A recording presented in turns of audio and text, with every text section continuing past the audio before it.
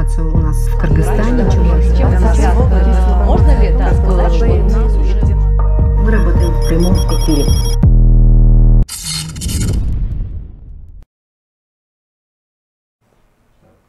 Саламатсыздарбы? Кыйын ток-шоу өзү ишин баштайт. Берини мен Кайыргүл Урумканова алып барам.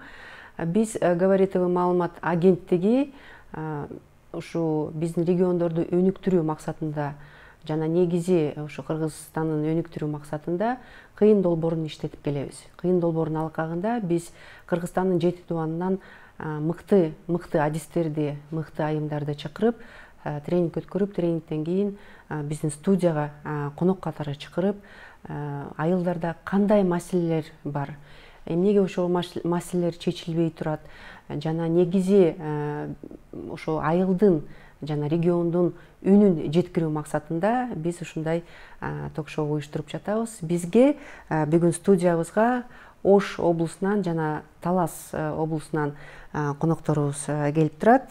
Дилфуза Атабаева, Кара Суу шаардык аялдар кеңешинин төрайымы, Төлөева Замира, Калба айыл өкмөтүнүн башчысы. Саламатсыздарбы, куш келипсиздер. ГЭС модератор Аскер Сакыбаева, саламатсыздарбы. Негизги биздин бүгүн чоң бир маселе деп айтсам болот. Биз ошону көтөрөлү деп чечип атабыз ушу бүгүнкү баарлашууда. Аялдардын ролу. Аялдардын ролу деп айтпай эле негизи койсок болот эле, анткени биз билебиз да биздин ролубуз кандай болушу керек. Бирок патриархалдык коомдун стереотипин бизге жабыштырып жатканынан улам акыркы жылдары ушундай маселени койгонго туура келип турат. Эмне үчүн билбейм, биз бөлүнүп кеткенбиз да. Аялдар тигини жасаш керек, аялдар өзүнүн ишин, өзүнүн ордун билиш керек, эркектер муну жасайбыз деп. Бирок азыр биз көрүп атпайбызбы, эркектер өзүнүн ролун аткарбай жатат. Биз коопсуз өлкөдө жашашыбыз керек. Биздин келечек кыйын болушу керек. Келечек кыйын болуш үчүн эркектер анда ошо келечекти туура тарбиялап, ошо келечектерге мындай мыкты, күчтүү өлкөнү түзүп бериш керек. Экономикалык жактан болобу, маданий жактан болобу, бүт жактан анда эркектер ошондой коомду түзүп бериш керек. Түзүп бербегендиктен биз аялдар күчтөнүп турабыз да, анткени биз бердик силерге ошондой ролду. Аткарышыңар керек, аткарбай аткандан кийин анда аялдар азыр мындай өзүнүн өз ишин башкача алып барып жатат да. Көп аялдар азыр эркектердин ишин аткарып атат. Көп аялдар азыр чын эле ошол экономикалык жактан күчтөндүрүп атат өзүбүздүн өлкөбүздү. Ар бир аял өзүнүн салымын кошуп атат өнүктүргөнгөчү. Анан ошол эле кезде эркектер айтат экен да, силер аялдар үйдө отурушуңар керек, мындай кухняда өзүңөрдүн деген ишиңерди билип алгыла деп айтып атканы менен кайра эле зордук зомбулук күчөп аткан ошондон да. Анткени эгерде аял кухняда отурса, эркек экономикалык жактан ошол үй бүлөнү камсыздай албай жаткандыгы ушундай чоң бир чыр-чатактарга үй бүлөдөн алып келет. Чыр-чатактан улам анан зордук зомбулук көрсөтө баштайт. Анткени эркектерде өзүнүн ролун таппай жатканы азыр белгилүү болуп атат да. Өзүнүн ролу эмес, эркектер негизи өзүнүн алапайын таппай жатканы бул алсыздык да. Алсыздыктан улам зордук зомбулук күчөп атат. Мындай бир терең карасак ушундай да. Силердин да оюңар мен үчүн маанилүү, биздин аудиторияга да маанилүү деп айтсам болот. Дагы бир кошумча, Кайрылгө акыркы кезде биз байкасак, Кыргызстандагы жогорку мамлекеттик бийлик кызматтарын алып көрсөңүздөр, аялдар жок эсе. Баягы көнүмүш болгон мурдакы 1-2 жогорку кызмат бар эле, мисалы жогорку соттун төрайымы буга чейин дайыма аял киши болуп келген көп жылдар бою. Ал жакта дагы азыр алып коюшту. Аткаруу бийлигинде бир гана аял, Динара Кутманова канакей турат, министр катары. Башка жерде эч бир жогорку кызматта аялдар жок азыр. Анан кийин облустук баягы президенттин ыйгарым укуктуу өкүлчүлүктөрүндө карасак, ал жерде дагы бүткүл биринчи орунда турган адамдар бардык эркектер. Райондук деңгээлде деле ошондой да.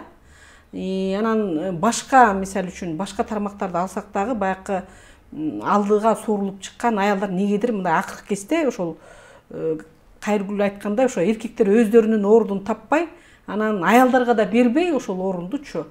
Ошондуктан кандайдыр бир акыркы кезде ошо коомдо агрессия, аялдарга карата болгон жалпы агрессия күчөп кеткендей таасир калтырып атат да. Ошонун натыйжасы катары мына биз баарыбыз эле укмуштуудай шок болуп таң калып атпайбызбы? Эмне деген зордук, зомбулуктар, өлтүрүп, чак түштө бала чакасын көзүнчө өлтүрүп кеткен окуяларды угуп атабыз да. Анан ушул аялдардын ролу кандай болуш керек азыркы учурда? Анан аялдар деген алган менен ар жагынан андан да терең маселе чыгат. Кыздарды тарбиялоо, кыздарды биз турмушка кандай узатышыбыз керек? Алар эмнени билиш керек? Экинчи үй бүлө болуп барган жери ошол кызды өз үй бүлө мүчөсүнө кабыл алып атабы? Бул жерде да маселе бар да. Ушулар жөнүндө бир кенен сүйлөшүп алсак. Кимиңиздер баштайсыздар? Жок, сиз баштайсыңыз. Мен ушул Талас областынын Талас районунда Калуу айыл өкмөтүнүн башчысы болуп иштейм азыркы күндө. Сиздердин баягыдан бери айтып шайланып келдим. Анан айтып аткан сөздөрүңүздөргө бул жерде шайлоодо жалпы биздин айыл өкмөтү 21 депутатпыз. Ошол 21 депутаттын ичинен экөө атаандашып койдук.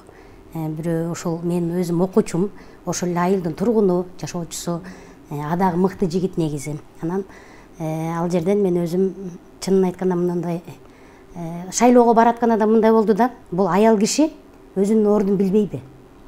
Бул үйдө кызмат кылыш керек. Сизге да ошондой ма? Мага да ошондой болгон. Эми баягы алыска чыкпайлы, чын эле биринчи өзүм баштайлык. Эң биринчи мени ушул сөз мындай намысыма келтирди да. Себеп дегенде бул мезгилге жери мен мектеп билим берүү тармагында эмгектенип келгем.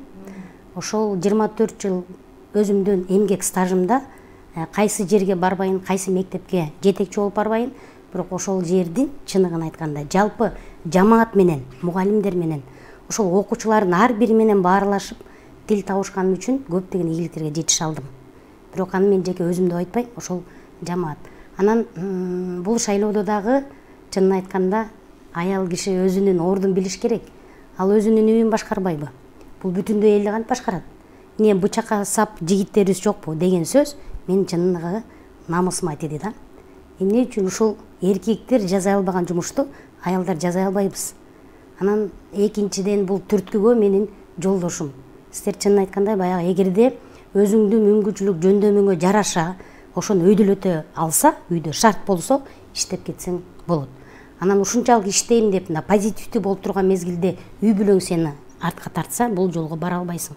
Анан үйгө келсем ошол жолдошум мага бир ооз айттым да, элде ушундай сөз болуп атат.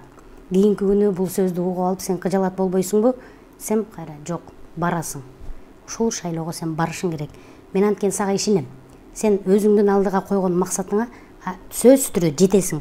Мен ошон үчүн сени колдойм деп. Анан ушул шайлоого барып калдым. 8-13 голос менен өтүп кеттим. Кудай буйрса мынакей быйыл 2 жылдын 100 болду. Мен айтар элем, эч убакта иштейм, мен ушул колуман келет деген аял затын артка тартуунун кажети жок. Себеп дегенде мен өзүмдүн күчүм менен ушул 2 жыл аралыгында мени шайлап берген депутаттарым менен, элим менен тастыктай алдым. Себеп дегенде биздин Талас районунда 13 айыл өкмөтү бар болсо, ошонун 12 эркек, жалгыз гана мен аялмын. 2 жыл катары менен кызыл тууну жеңип алдык. Мунун баардыгы жетишкендик, ийгилик. Ушул күнү түнү үйдө келсем энемин, мээримдүү апамын, сыртка чыксам эркекмин дегендей алдыма кандай гана максат койдум. Бүгүн эмнени аткарам, эмне жумуш кылышым керек дегенин баардыгына мен өзүмдүн жалпы кызматкерлер менен жете алдым. Ошондой эле иштеп жаткан жумушума мен сиздердин сөзүңүздөргө кошулам. Баягы келген жердин келиндин келген жери мыкты болсо, ошону андан ары алып кетет. Баягы кайнененин камырынан деп коебуз го. Мына ушул менин көз карашыма кайнене кайнатам эч кандай тоскоол болгон жок. Кыскасын айтканда ушул адамдар мени жогорку билимди кылып окутту да.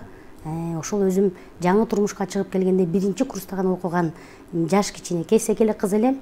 мына ошол мезгилде бул келин окуш керек, окутабыз, демек бул да бир кандайдыр бир мындай жөндөм бар деген немемен окутту. Азыркы күндө ал кишилерге да рахмат айтам. Мен баса белгилеп кетким келет, ушул иштеп аткан аял затын дагы колдоп жаткан анын айлана чөйрөсү дагы мындай жакшы болуш керек да. Себеп дегенде баягы чөйрөң кандай болсо, жумушуңдун жылганы андан ары жогорулап кетет. Жакшы эле иштеп атсаң, артыңа бирөө тарып турса, буга жете албайсың бийиктикке. Демек азыркы күндө иштеп аткан мен өзүмдүн кызматымда биздин ошол акимибиз, зам акимдерибиз, администрация чынын айтканда жылуу мамиле менен жакшы колдошот. Анткени алардын берген тапшырмасын аял катары, аял да өзүмдү айтпайм, ошол милдетимди так жана туура аткаргандыктан биз азыр ушундай ийгиликтерге жетип келатабыз. Рахмат.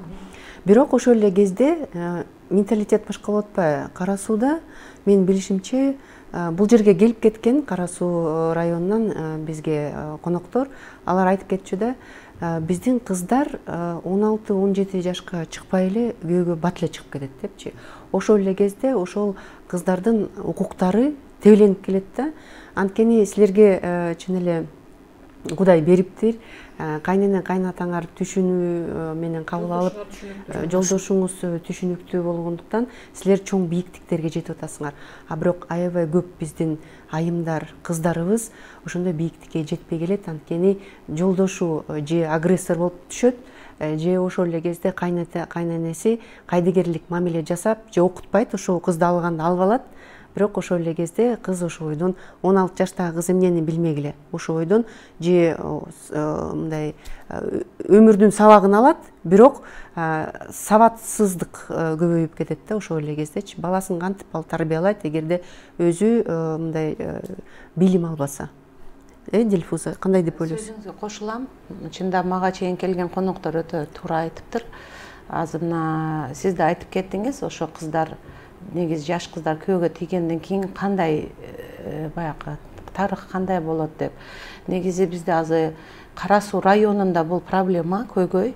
Ошо эрте турмушка чыгуу, эми биздин шаарда бир кеңеш тарабынан ошо чечим чыккандан кийин эрте турмушка чыгуу деген маселе кандайдыр бир процентте жоюлду. Азыр эл билет, эл билип калды, бул 18ге чыкпаган кызды күйөөгө берсе сөзсүз мыйзам алдында жооп берип калат экенде билип калды. Бирок баары бир мына 8-класстан кийин бизде кыздарды мектепте окутпайт. Негизги мен жашап аткан аймак жөнүндө айтып атам. Заочный деген азыр сырттан окуу деген мектептер ачылып калган. Ошол жерге мектептердеби? Да, 9-класстан азыр ошондой сырттан окуу деген немелер ачылган. Каалоочу окуучулар 9-класстан баштап ошо сырттан окууга өтүп алса болот. Анан медреселер ачылган. Бул медреселер ошо мамлекет тарабынан каттоого алынган. Сырттан окуган, мектепте окуган окуучу кыздарды алат. Негизи ошо медресеге барат кыздар. Анан мындай экинчи кесип тандоо деген маселе каралбайт да. Ата-эне кызга, балага экинчи кесип тандоо, анан орто билим, жогорку билим алуу дегенде тоскоолдук кылат. Бул да мен ойлойм, бул да басым, бул да бир зомбулук деп ойлойм. Анан булар эми ушундай биз көз караш жок да, бул эски стереотип калыптанып калган. Ар бир үй бүлөдө кыз бала окуса бир бузулуп кетет же болбосо бир кооптонуу бар да. Анан кайсыл жерге барып иштейт, анан жакшы жерге турмушка чыга албай калат деген стереотип сакталып калган мен жашап аткан аймакта. Ошондуктан ошону кесепетинен ажырашуу көбөйүп кеткен. Кыздар билимсиз чыгарат, чыгат деген ошол эле кезде жашай албайт. Тиет, ооба, 18ге чыккандан уже күйөөгө тиет, анан жаш кыздар төрөйт. Сөйкө салып коет экен да, ошо 9-класста 8-9-класста окуп атканда сөйкө салып коет. Үйдөн чыкпайт экен да. Күйөөгө чыкпайынча. Ошол кыз мектепти бүтпөй турмушка чыксын деп коелу да. Мисалы 15-16 жаштагы кыз, Жо 15-16да эмес, азыр 18ге чыгып, кээ бир учурлар бар, 17 жашында дагы бир себептер менен. Бирок ошол кыз эмне билет? Мындай эле айтып көрбөйлүк. Биздин баарыбыздын эле менимче бала чакабыз, кыздарыбыз чоңоюп калды бар дегендейчи. 18-те кыз эмнени билет? турмушка чыкты дейлик. Баланы төрөп кантип тарбиялаш керек, кантип багыш керек. 1 айлык бала деген кандай болот? 2 айлык бала, 1 жашка чыккан балачы, 6 айлык бала, 2-3 жашка чыккан бала кандай, анын талабы кандай болот? Ушуну билеби ошол кыз? Анан ал албетте курсактуу тойгузуп, кийимин кийгизип коюу башка маселе. Андан тышкары бала чоңойгон сайын ошол 3-4 жаш, азыр мына 2 жаштан баштап эле, 2-3 жаштан баштап баланы тарбиялап, кадимкидей интеллектуалдык билим берип атат. Ошону биле алабы 18 жаштагы кыз. Анан ошол өзүндө кандай деңгээле, ошо мектепти жакшы окуду беле, эмне деген предметтер бар экенин билип атабы же ошо медресе менен чектелип атабы? Ушуну бир кенен сүйлөшүп көрбөйлүкпү? А балким ажырашуулардын бардыгы ошол 18 жаштагы кыз биринчиден ошол күйөө деген ким ал, эмне болгон адам анын турмушунда? Анын орду кандай мисалы? Ошолорду түшүнүп, өзүнүн укугун дагы тебелетпей барып жашап атабы ошол жерде? Же болбосо бүттү башка бир чоочун үйгө кирди, демек сен ошол үйдө мындай кулдай эле да, мисалы күңдөй эле мамиле болуп атабы сага. Ушундай нерселерден же ал кыз өзүнүн укугун билип ушундай оокат кылып атабы деген маселелерди ойлонуп көрбөлүкпү? Балким ажырашуунун көп болгон себеби ошондон чыгып атат. Биринчиден баягы азыр ушундай түшүнүктөр бар да, мисалы бизде айылдагы жаш кыздар коргонуу деген эмне экенин билбейт, турмушка чыкты, дароо төрөшөт, анан кийин 2-3 жыл өтөт, ал ортодо 2-3 балалуу болот, жашоосу жакшы болбой калса ажырашып кетет. Ким кыйналат ортодо? Балдар. Дегенде мисалы билим алган кыз болсо кандай болот эле? Эгерде ал 3 жыл, 2 жыл, 1 жыл сүйлөшүп туруп турмушка чыккан күндө дагы балким 1 жыл биз өзүбүз үчүн жашайлык, кичине бирибиздин мүнөзүбүздү, кимдин турмуш тиричиликте кандай абал, кандай мамиле кыларын билели деп жашап көрмөк дагы, анан кийин деп жакшы бири-бирин колдогон мыкты адам экенин билгенден кийин бири-бирин анан кийин балалуу болот эле. Анда ажырашуу болбойт эле да мисалы. Ал эми азыркы ажырашуунун болуп аткан себеби да ушундай да. Мен да мисалы, мен бир тууганым ошол кыз да, мисалы шаардык эле кыз, жакшынакай окуп атып эле, анан өз каалоосу менен турмушка чыкты, 3-4 жыл жашады, 2 балалуу болду, азыр ажырашып кетти. Эмне себеп? Себеп десе ошол бала менен келишпейт, кайната кайненеси менен келишпейт, бири-бирин түшүнбөйт, анан баса берди. Ортодо 2 кызды ээрчитип алып баса берди. Бул эмне деген эми балдардын баягы убалы кимге болот да? Эки тараптан кыжалаат болуп калды. Эми бул кандай болот өзү? Өзү кыйналат, балдар аялдын ролу ушул жерде деген табылбай атат да, чын эле жоголуп кеткен да, эркектин ролу, аялдын ролу да. Анан калса биздин коомдо момундай көз караш бар да. Мына сиз мен абдан суктанып бир чети, абдан таң калып отурам да, мындай карасам, азыркы идеалдуу аялдын мындай образын айтып атасыз. Сиз өзүңүз ушундай бийликке жетипсиз, жолдошуңуз колдойт экен, кайната кайненеңиз колдойт экен. Бул менимче бир 100-дүн ичинен 1 же 2 чыга турган эле бир окуя да Кыргызстандачы. Элдин баары антип колдобойт чындыгында. Анан аялга болгон талап да күчтүү болуп атпайбы биздин коомдочу?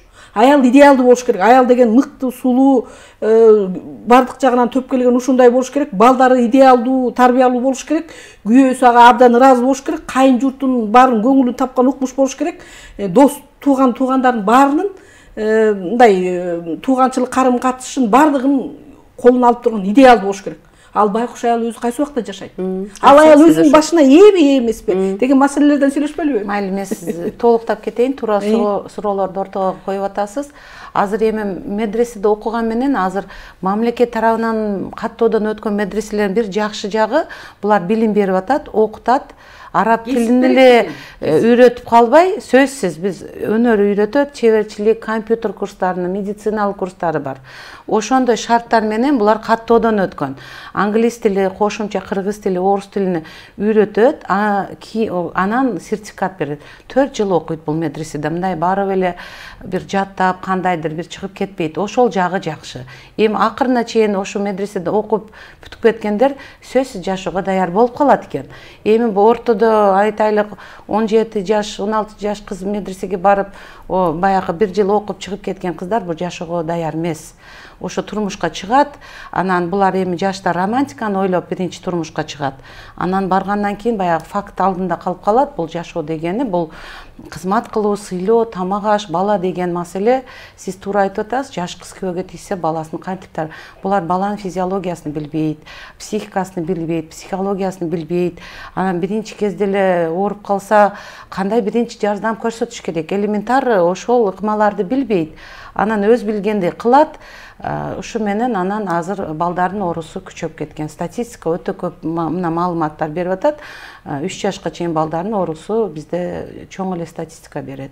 Анан бул жерде кайненелердин ролу чоң. Өзүздө аялдардын ролу чоң. Ошо келиндерге бир өзүнө бир кичине неме бербейт да, эркиндик бербейт. Ошо баланын тарбиясына, башкасына толугу менен тарбиясына кайнене неме кылат. Шу займаться этет да. Кайнене өзү тарбиялайт, өзү айтат, эмне ичириш керек, кандай уктатыш керек, бардыгын айтып турат. Анан ошондо баягы кыз өзүнүн үй бүлөдөгү ролун жоготуп коет. Коомдогу эмес, үй бүлөдөгү баягы энелик ролун да толук аткарбай калат. Бул тамак жасайт, тазалайт, кир жууйт, баягы кожолук иштери менен көбүрөөк алектенет да, кайнене баласын алат. Бул ошо үйдө кожолук иштерин аткарыш керек.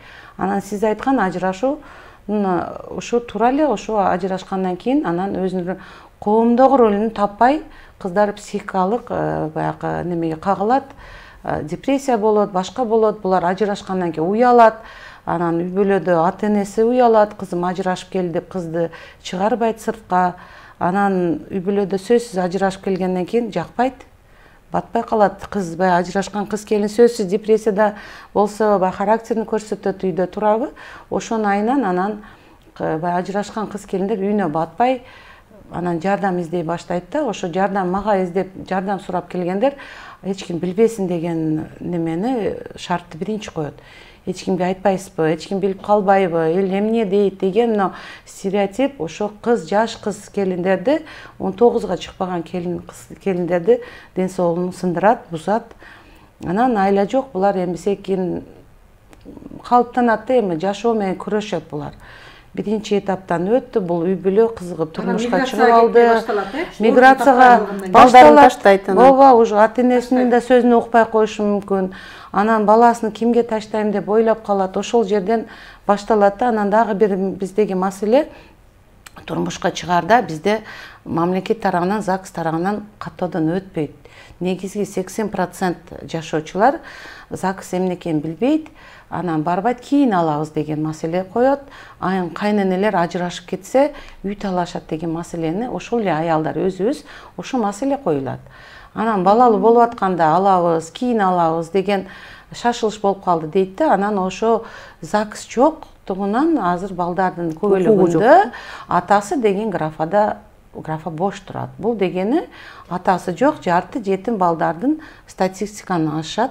Анан атасы болуп туруп же ошондой аялдар атасы жок, графасы бош турат. Булар пособие алганы, жөлөк пул алганы аракет кылышат. Анан бул мамлекетке да зыян келтирип атат. Ушул нерсе. Балким ошол атасы деген графада ЗАГСтан өтүп турмуш курса, сөзсүз ошол ата жоопкерчиликти мойнуна алат эле. Ошол балким кесип берет эле. Ооба, бул алиментти өндүрүш маселеси да бул бир чоң тема. Бул кыз келиндер көп эле албайт, бул немеге кыйналат.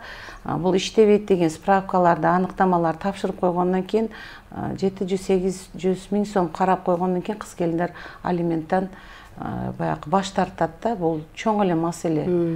Бул жерде сиз айтып атпайсызбы, медреседе көп окушат депчи? 4 жыл окуйт, диплом алат. Ошол эле кезде негизи аялдарга болгон мамиле, терс мамиле диндин таасиринен да келип аткан жокпу? Анткени мындай ар кандай течениялар бар бизде.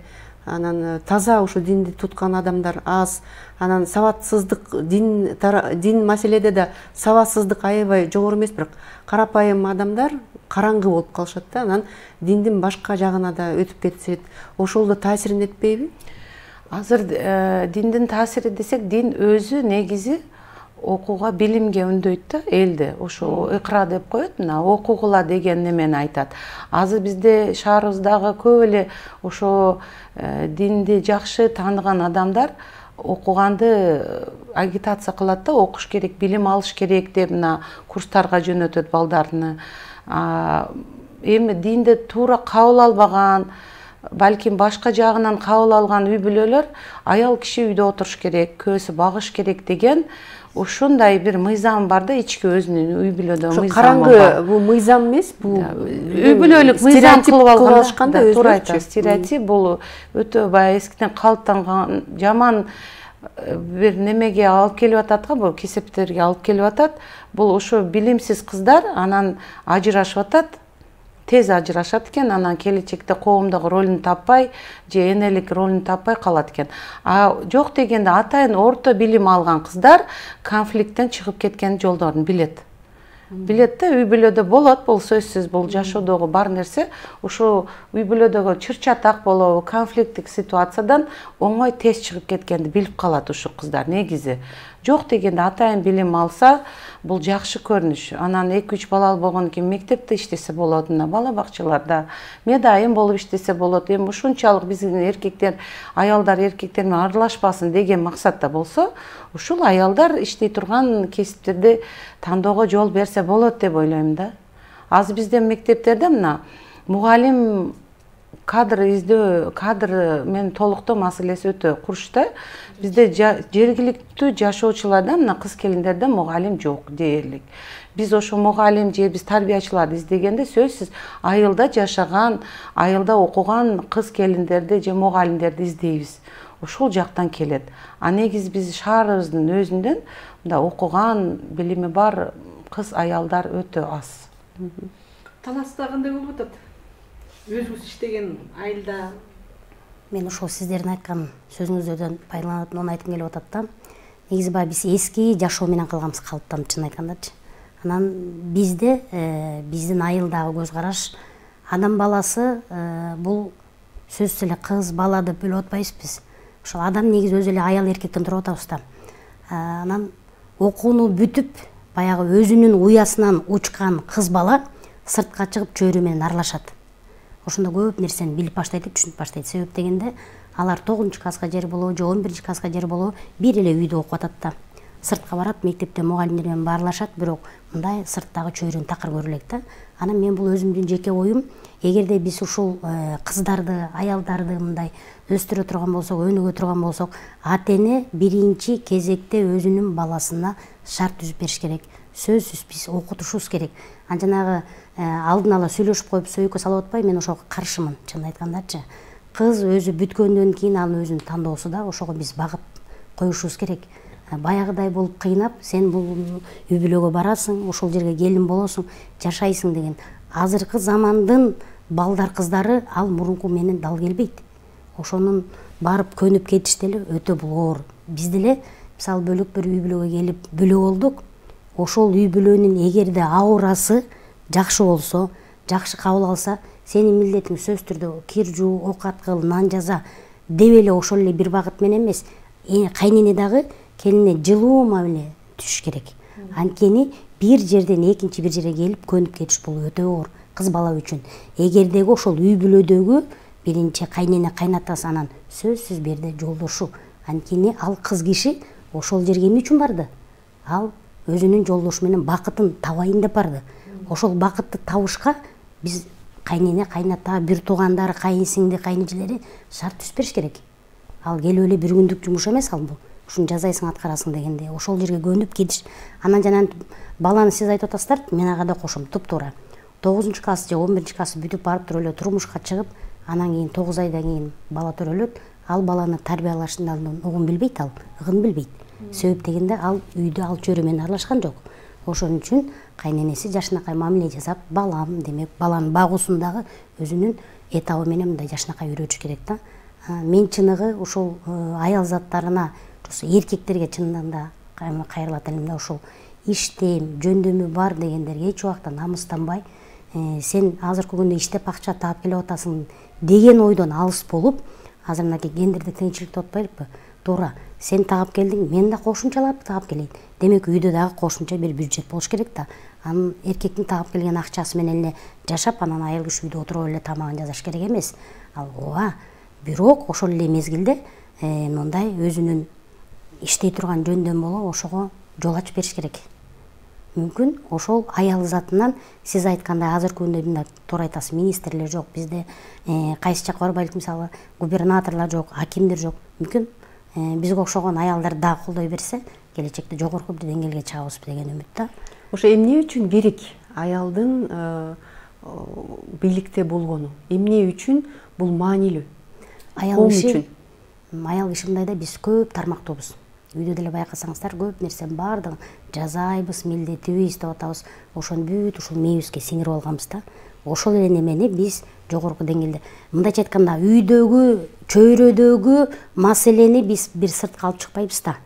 Ал эми коомдо болуп аткан социалдык катмарларда кандай көйгөйлүү маселелер бар, аял киши көбүрөөк жеткизе алабыз.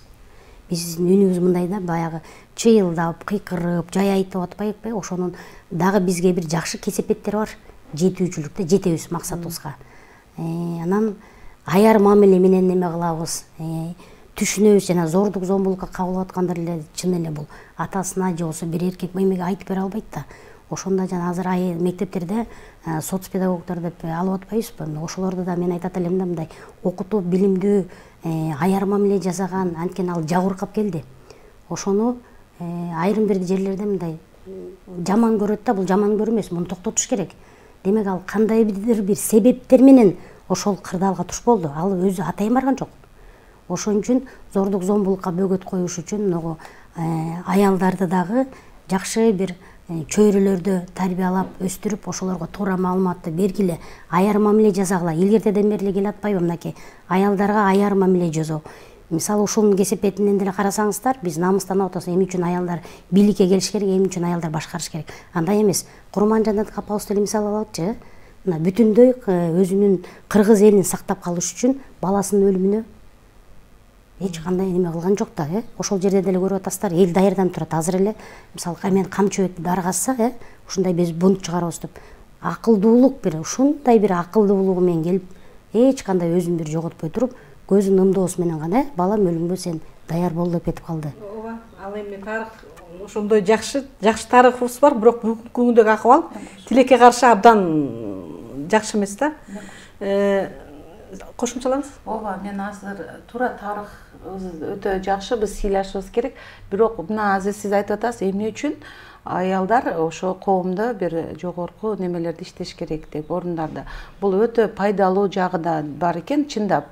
Мен мына факт менен келтирип неме кылам. Бизде мына районубуздун башчысынын орун басары аял киши, анан билим берүү бөлүмүнүн да башчысы аял киши. Аял киши иштеген жерде сөзсүз социалдык маселе биринчи орунга коюлат экен да. Билим берүү маселеси, анан мына ден соолук маселеси сөзсүз биринчи орунга коюлуп, ошол чечилет экен. Биз аял киши эми балага жакын болгондуктан бул билим берүү, тарбия, анан социалдык маселелер, ошо бир шарттарды түзүү, оңдоо, мына мектептерде балдарга шарттарды түзүү, же бир больница же поликлиникадагы шарттарды түзүү, аялдарга болгон мамиле, ошо келечек муунда аял киши тарбиялап неме кылгандан кийин бул ошондуктан аялга басым болот экен да. Сөзсүз бул маданият да өнүгөт экен. Мына биздин районубузда ошол маселе бар. Аял киши сөзсүз социалдык маселелерге, билим берүү чөйрөсүнө өтө жакшы таасирин көрсөтөт. Биз азыр мына болду бул ажырашып кетти деп ошо менен эле күрөшкөн менен болбойт.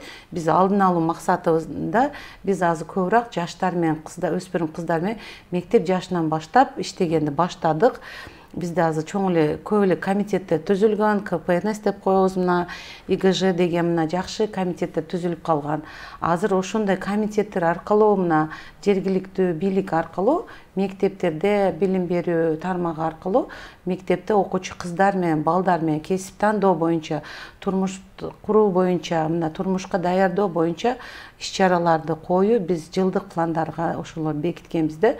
Азыр жаштар менен иштеш керек экен да, жаштардын оюн өзгөртүп, биз туура жолго багыттап койсок, келечегибиз жаркын болот. Дилфуза, сизге кошумча, Биз негедир эле ушу аялдар тууралуу айтканда баягы буга чейин стандарттуу көз караштарды айта беребиз да, билим берүү тармагында, анан социалдык тармактарда аялдар болуш керек депчи.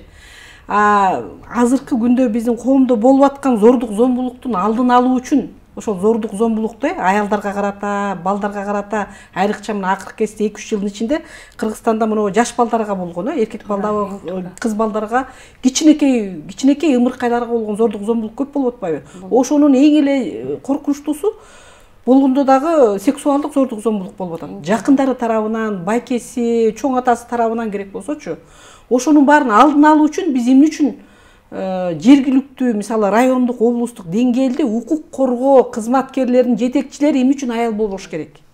Эгерде райондук ички иштер бөлүмүнүн башчысы эмне үчүн аял болгонго болбосун? Болбосо ошол ички иштер бөлүмүнүн эгерде ошондой болсо, балким мындай аялдар ошол жанакы зордук зомбулуктун алдын алуу үчүн алдын алуучу профилактикалык иш-чаралар абдан көп да. Анткени ар бир айылда жанакындай миграцияга кеткен үй бүлө канча, ичип кеткендер канча, мисалы бузулуп кеткендер канча, ким кандай жашап атат, эми алар билип турат да.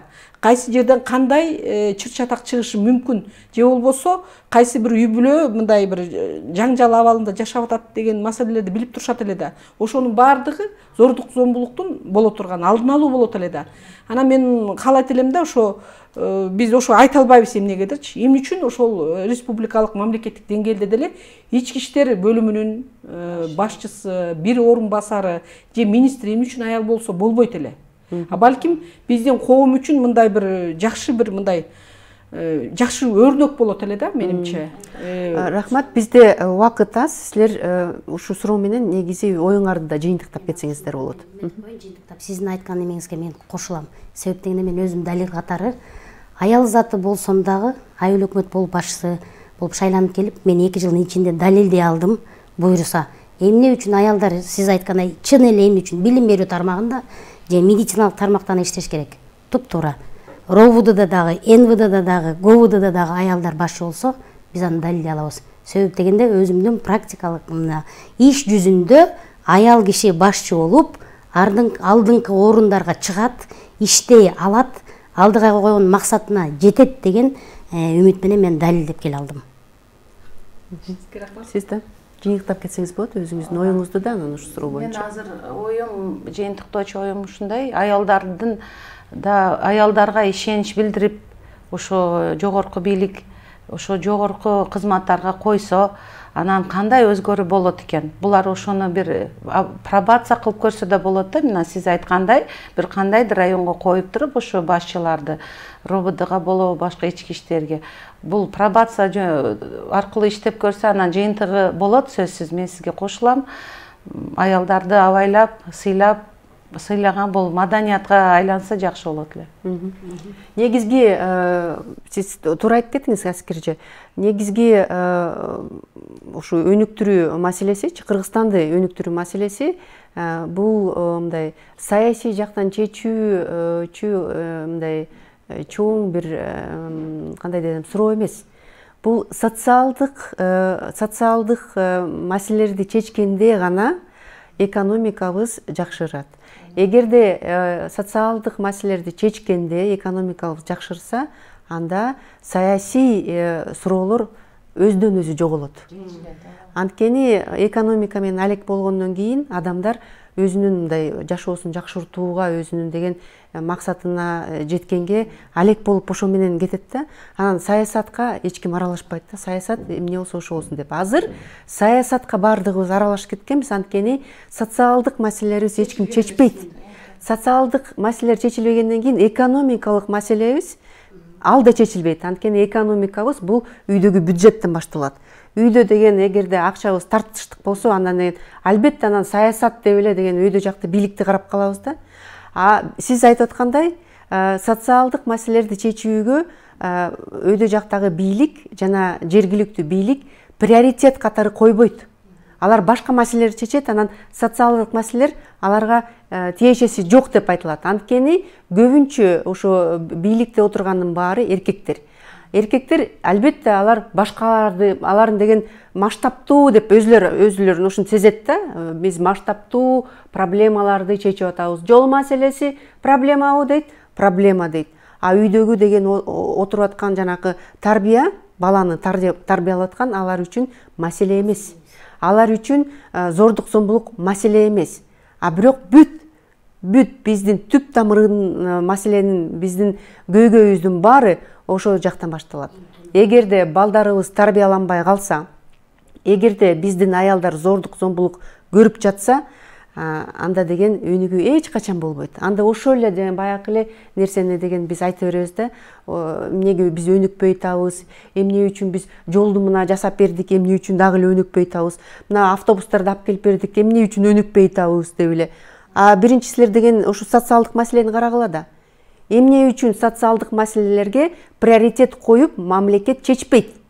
Эмне үчүн ошо маселелерди чечпейт? Андан кийин анткени чечүүчү адамдар жок ошо жогорку деңгээлдерде. Аялдар жок.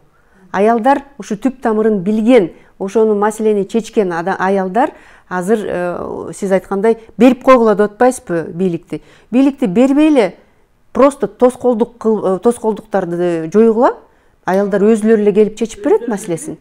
Тоскоолдук койбогула да. Эгерде ошентип эле деген атаандашып эле келсек, аял эркекте эле атаандашып келсек, биз эч качан өнүгүүгө жетпейбиз. Биз бири-бирибиз менен кошо жаныбызда жүрүшүбүз керек да. Эң негизги максат бул адис болуш керек. Эгерде адискөйлүк мындай жогору деңгээлде болсо, эгер билими жогору болсо, бергиле мүмкүнчүлүк иштесин аялдар, айымдар иштеп, ошо социалдык биздин маселелерибизди чечсин. Ошондо зордук зомбулук да жоюлат, жанакы балдарыбыз тарбияланбай калды деген маселе жоюлат. Анан билим, мектеп, бүт маселелер жоюлат да. Ооба. Биз ушу бүгүн койгон негизги темабыз ушундай болчу да. Аялдардын коомдогу орду кандай болушу керек. Мен айтам, кеңири биз талкууладык, аябай көп убакытта кетип калды. Бирок силерге рахмат, ушу Кара Суудан бери, Оштон бери келип атасыңар, Таластан бери келип атасыңар, чоң деңгээлдеги маселелерди көтөрүп атасыңар. Биз менен Дилфуза Атабаева Кара Суу шаардык аялдар кеңешинин төрайымы болду. Ошол эле кезде Төлөбаева Замира Калба айылдык өкмөтүнүн башчысы Талас облусунан келип турат. Аскер Сакыбаева биз менен болду. Чоң ыраазычылык силерге. Рахмат, урматтуу телекөрүүчүлөр. Ушу менен да биз кыйын ток-шоусун жыйынтыктайбыз. Саламатта болуңуздар. Сегодня мы будем говорить о том, какая ситуация у нас в Кыргызстане. Можно ли это сказать, что мы работаем в прямом эфире?